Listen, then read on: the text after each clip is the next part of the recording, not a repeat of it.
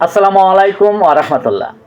সুধী দর্শক, দেশের প্রধান প্রধান জাতীয় দৈনিক পত্রিকার শিরোনামে স্থান করে নেওয়া গুরুত্বপূর্ণ খবরগুলো নিয়েই হাজির হলাম আপনাদের সামনে। আশা করি সাথেই থাকবেন। গুরুত্বপূর্ণ আন্তর্জাতিক শিরোনামগুলোর মধ্যে শুরুতেই যা যা থাকছে: ইরান, ইসরায়েল ও যুক্তরাষ্ট্রের মধ্যে যুদ্ধ, দুই পক্ষই অনড়, ধ্বংসযজ্ঞ চলছেই। প্রতিশোধে মরিয়া ইরান, আরও 3 মার্কিন স্থাপনায় হামলা ইরানের।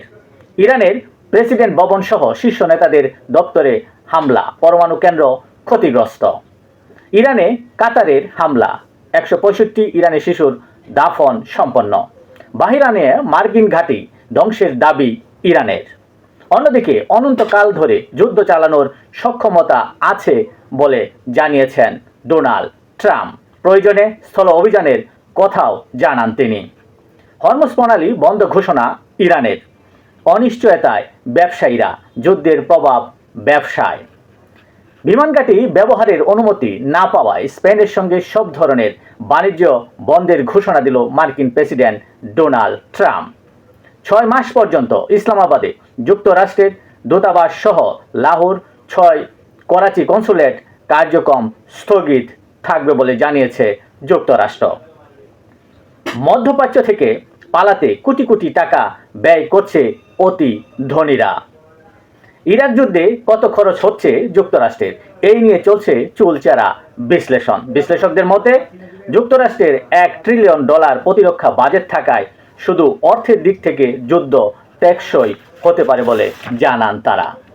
দেশের প্রধান প্রধান জাতীয় দৈনিক পত্রিকার শিরোনামে স্থান করে নেওয়া দেশীয় সংবাদগুলোর মধ্যে আজ যা যা থাকছে: প্রধানমন্ত্রী তারেক রহমান অভিনন্দন জানানো সড়কের ব্যানার দ্রুত সরাতে নির্দেশ দেন। নতুন সরকারের সঙ্গে ঘনিষ্ঠভাবে কাজ করতে আগ্রহী যুক্তরাজ্য। পররাষ্ট্রমন্ত্রীর সঙ্গে যুক্তরাজ্যের হাই কমিশনারের সাক্ষাৎ। দুদক চেয়ারম্যান ও 2 কমিশনারের পদত্যাগ।